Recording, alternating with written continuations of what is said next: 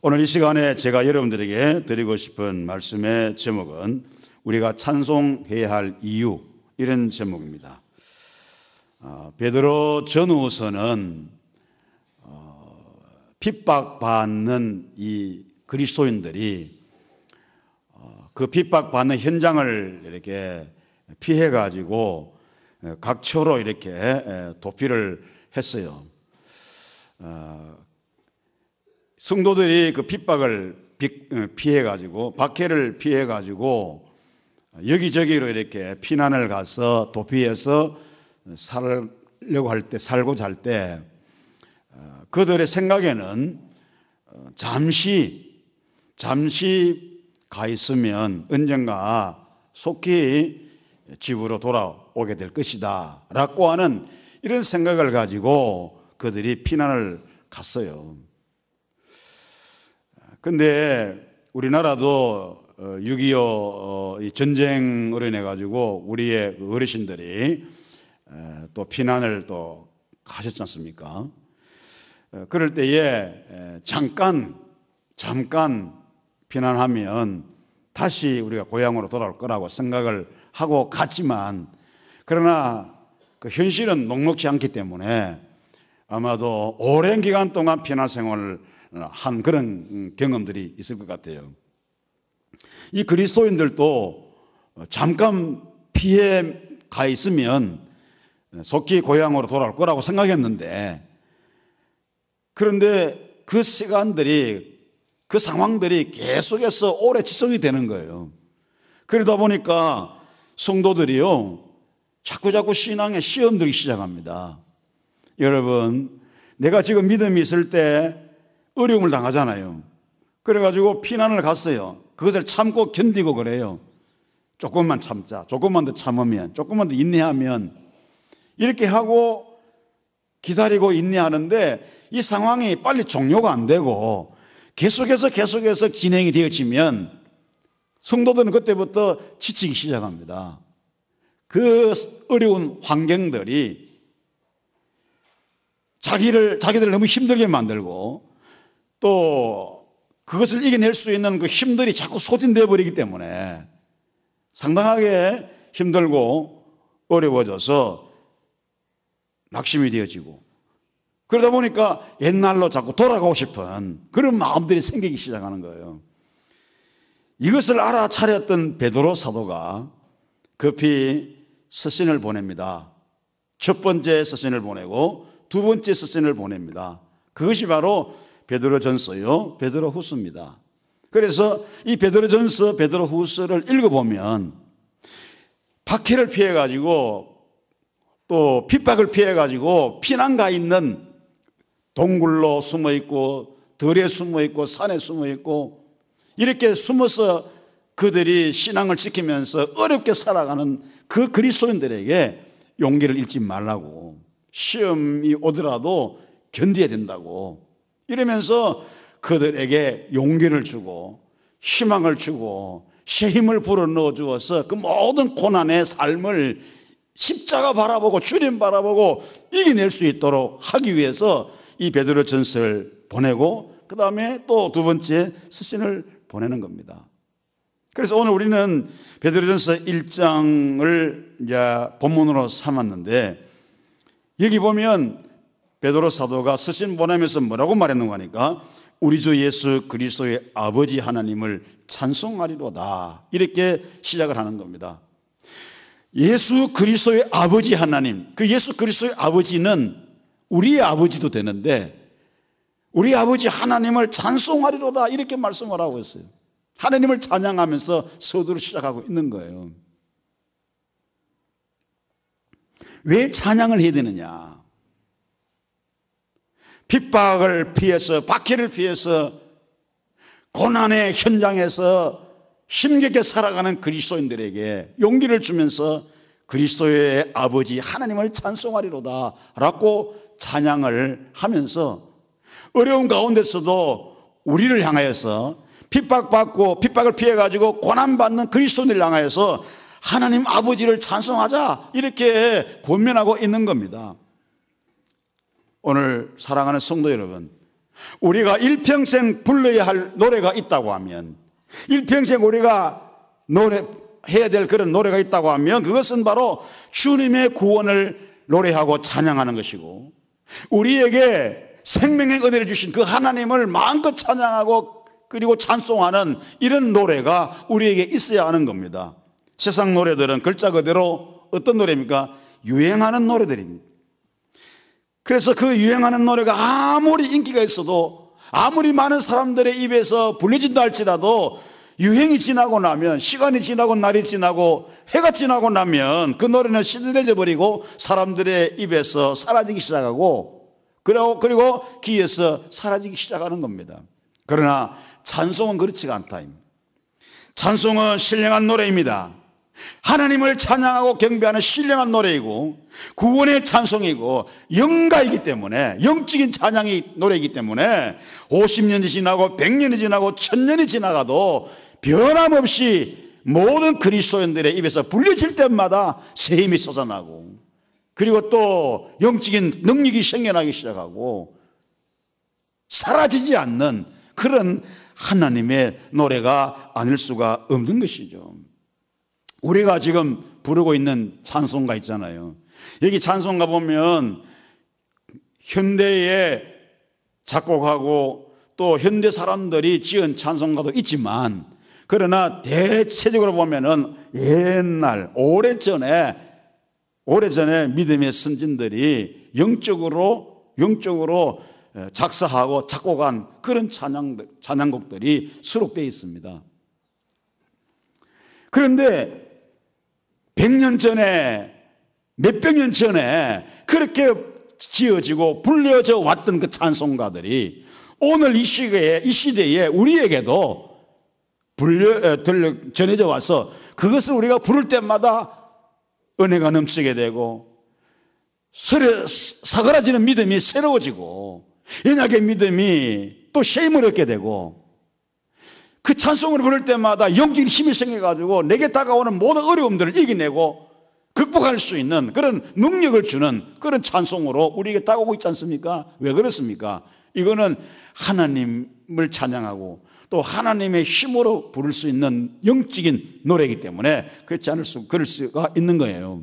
그래서 베드로 사도는 오늘 본문에서 그리스도 아버지 하나님, 우리 주 예수 그리스도의 아버지 하나님을 찬송하리로다 말하면서 우리에게 찬송해야 될, 하나님을 찬송해야 될 세 가지 사실에 대해서 말씀을 해주고 있는 겁니다. 첫째가 뭐냐면 예수 그리스도가 우리의 산 소망이 되시기 때문에, 나를 구원하신, 나를 위해서 십자가에 죽으신 그 예수 그리스도가 저와 여러분의 살아있는 소망, 산 소망이 되시기 때문에 우리는 그리스도를 찬양해야 되고 또 우리에게 생명을 주신 우리 아버지 하나님을 찬송해야 된다고 하는 것입니다. 3절에 보면 이렇게 말씀하죠.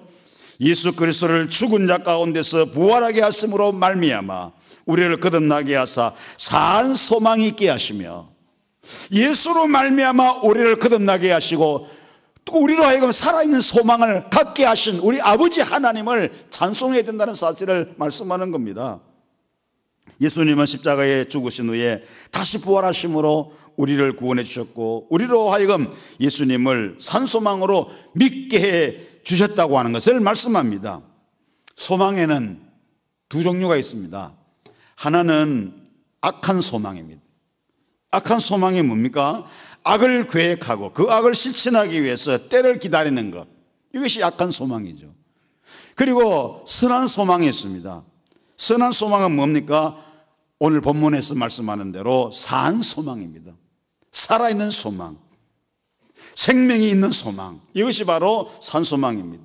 우리가 믿는 예수는 살아계시는 하나님이기 때문에 예수님께 거는 기대나 신뢰나 희망이 죽은 것이 아니라 살아 움직이는 겁니다. 여러분들이 가지고 있는 소망, 다시 말하면 예수님께 대한 소망, 예수님을 바라보면서 그 예수님께 기대 걸고 예수님을 의지하고 그리고 예수님을 바라보고 앙망하는 그 소망, 이것은 뭡니까? 죽은 것이 아니라는 겁니다. 살아있는 것입니다. 의미 없는 것이 아니라 의미가 있는 것입니다. 그래서 오늘 우리가 가지고 있는 이 소망은 죽은 소망이 아니라 산 소망이라고 하는 거죠. 이 산 소망을 우리 아버지 하나님께서 예수 그리스도로 말미암아 우리에게 주셨어요. 시편 39편 7절 말씀에 주여 이제 내가 무엇을 바라리요? 나의 소망은 주께 있나이다. 그랬어요. 내가 이제 무엇을 바라리요? 나의 소망은 주께 있나이다. 성도 여러분, 우리는 이 세상에 그 어떤 것에도 소망을 둘 수가 없어요.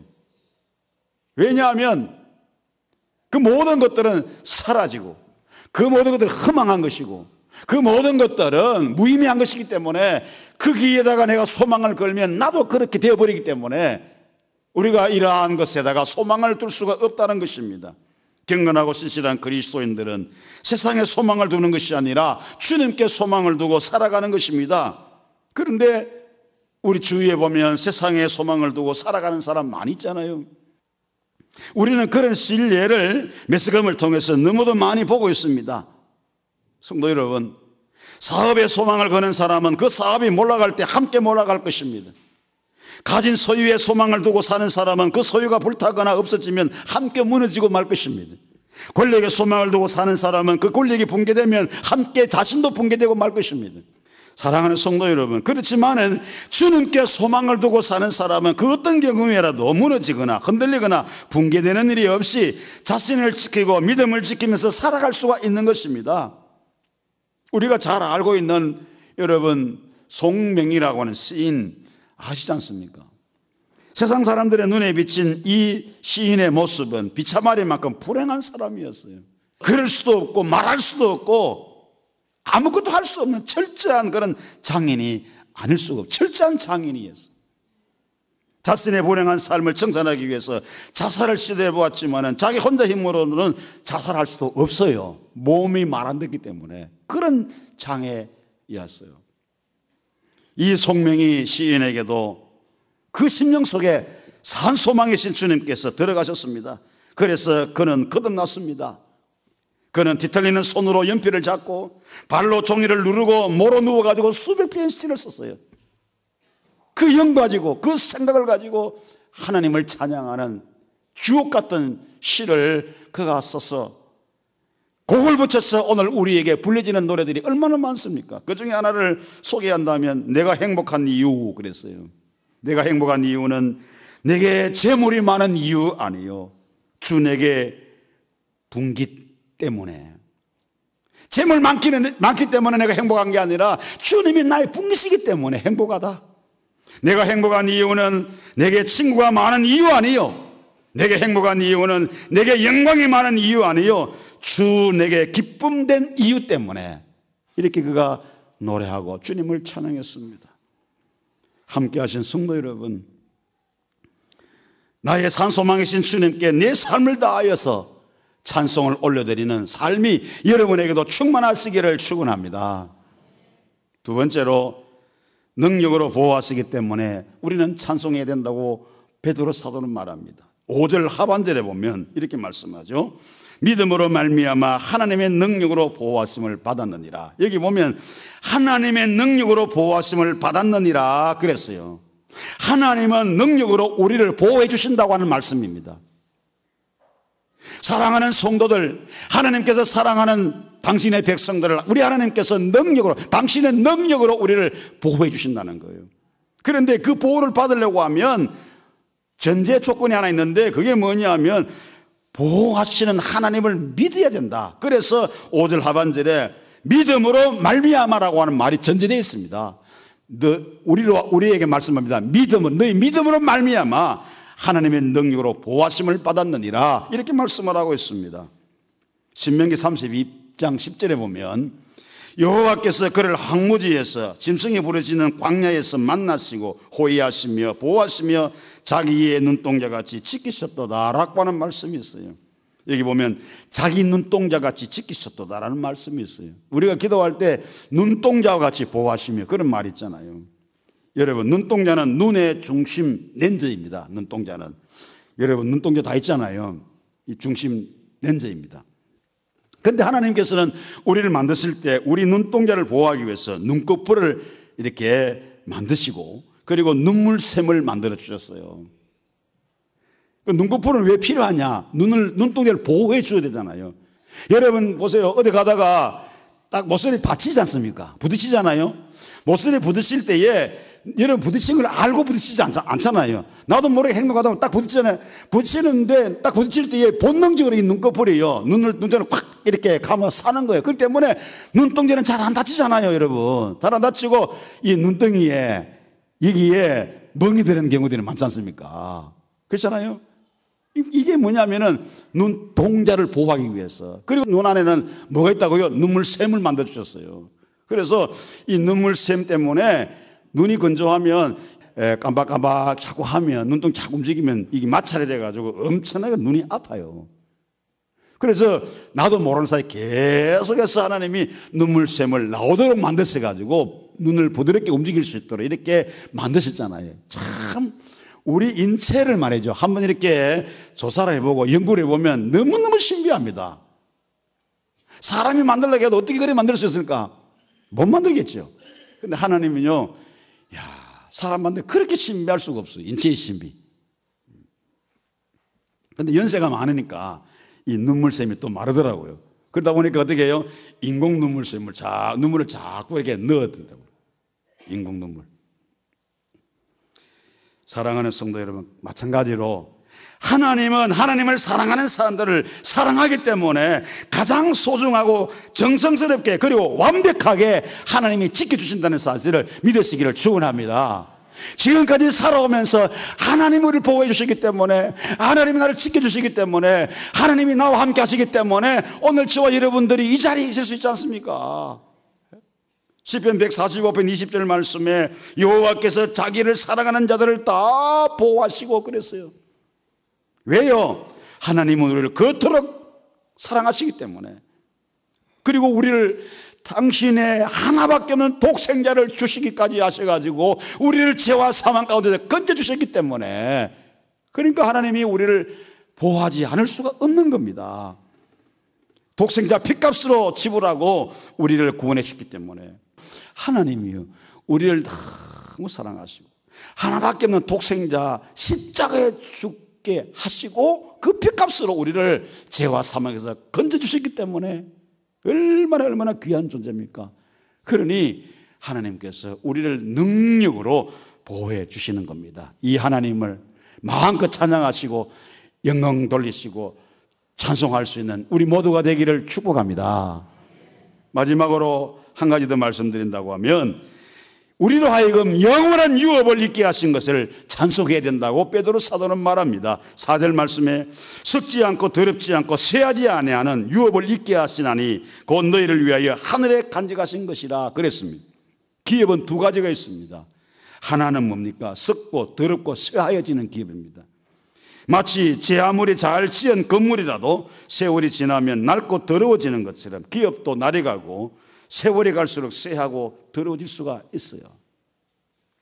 여기서 말하는 기업이 꼭 우리가 생각하는 회사, 어떤 그런 것을 말하기보다는 사람들이 귀하게 여기는 게 있잖아요. 세상에서 귀하게 여기는 게 있잖아요. 이런 것들을 말하는 거죠. 내가 보물로 삼고 있는 것들을 말하는 거죠. 아무리 든든하게 지은 집이라도 시간이 지나고 날이 지나고 세월이 지나면 낡아질 수밖에 없어요. 쇠할 수밖에 없어요. 더러워질 수밖에 없어요. 또 하나는 뭡니까? 썩지 않고 쇠하지 않는 기업이 있습니다. 유대인들은 말이죠, 자녀들을 가르칠 때에 어떻게 가르치는가 하면 잡은 물고기를 주지 않고 물고기를 잡는 법을 가르쳐 준다고 그래요. 물고기를 잡아가지고 자녀에게 주는 것이 아니라 물고기를 잡을 수 있는 방법을 가르쳐 준다는 겁니다. 그리고 그들은 돈을 물려주는 게 아니라, 돈을 자녀들에게 물려주는 게 아니라 돈을 벌고 그 돈을 관리하는 법을 가르쳐 준다는 거예요. 그러면 이 자녀들이 그걸 잘 배워가지고 열심히 돈을 벌고 또 번 돈을 잘 관리하는 이러한 삶을 살아간다는 거예요. 그런 지혜를 부모들이 자녀들에게 가르쳐 준다는 것입니다.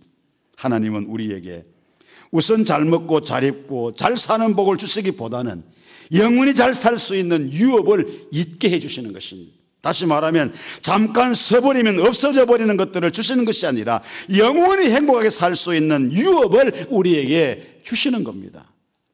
성경에 보니까 5번이나 결혼에 실패한 과거를 가진 여자가 있더라고요. 그날 이 여인은 마셔도 또 목마른 물을 길러 우물에 왔다가 그 우물에서 쉬고 계시는 예수 그리스도, 영생의 샘물이신 예수 그리스도를 만나가지고 그 여인의 영혼의 문제, 다시 말하면 인생의 가장 중요한 근본적인 문제, 죄 문제, 그리고 죽음 문제를 해결하고 영원한 생수를 마셨습니다. 주님은 그 여인에게 뭐라고 말했습니까? 내가 주는 물을 먹는 자는 영원히 목마르지 아니하리라. 내가 주는 물은 영원히 목마르지 아니한다. 이렇게 말씀하셨어요. 사랑하는 성도 여러분, 건강을 주신 것도 우리가 찬송의 이유가 됩니다. 집을 주시고 먹을 것 주시고 사업을 주시고 명예를 주신 것도 감사의 조건이 될 수 있습니다. 그러나 베드로는 우리에게 뭐라고 권면합니까? 영원한 유업을 있게 해주신 것을 찬송하라고 말씀합니다. 다시 말해서 썩지 않고 더러워지지 않고 쇠하지 않는 하나님 나라의 영원한 선물을 주신 것에 대해서 찬송하라고 이렇게 말씀하고 있습니다. 여러분, 나무로 만든 메달 있잖아요. 이거를 뭐라고 그러죠? 목메달이라고 그럽니다. 목메달 들어보셨어요? 나무로 만든 메달보다는 동메달이 좋고, 동메달보다는 은메달이 좋고, 은메달보다는 금메달이 좋고, 금메달보다는 다이아몬드 같은 보석으로 꾸민 메달이 더 좋을 것 같습니다. 어두운 밤 반짝 빛났다 꺼지는 촛불보다는 찬란한 전등불이 더 좋은 것처럼 썩고 더러워지고 쇠해버리는 세상 것들보다는 영원히 썩지 않고 쇠하지 않는 유업이 더 소중하고 귀한 것입니다. 그래서 우리는 그 유업을 있게 해주시는 하나님을 찬송해야 된다고 하는 것입니다. 오늘 함께 하신 우리 모든 성도 여러분들은 이 땅에서 내가 많이 가진 것 때문에 이 땅에서 소중하게 여기는 것 때문에 감사하고 찬송하기보다는, 즐거워하기보다는 하나님 나라의 그 유업을 주신 우리 하나님 마음껏 찬양하고 그 하나님을 경배하고 노래하는 그런 우리가 되어야 될 줄로 믿습니다. 말씀을 정리합니다. 베드로 사도는 우리에게 찬송할 이유가 있다고 3가지 말했어요. 하나는 예수 그리스도가 우리의 산 소망이 되시기 때문에, 그리고 또 하나는 능력으로 우리를 보호해 주시기 때문에, 마지막은 썩지 않고 쇠하지 않는 영원한 유업을 있게 해주신 그 하나님 마음껏 찬송하라고 우리에게 권면합니다. 저와 여러분들이 이 세상을 살아갈 때 시련이 있고 고통이 있고 아픔이 있고 슬픔이 있을 수가 있습니다. 그러나 그런 환경 속에서도 영원한 소망과 능력의 보호와 영원한 유업을 있게 해주신 것 때문에 우리는 하나님을 찬송해야 할 것입니다. 늘 성삼위 하나님을 찬송하며 살아가는, 그래서 여러분의 삶 속에 그 찬송이 날마다 많아지는 그런 삶이 우리 모두에게 있으시기를 주님의 이름으로 축원합니다.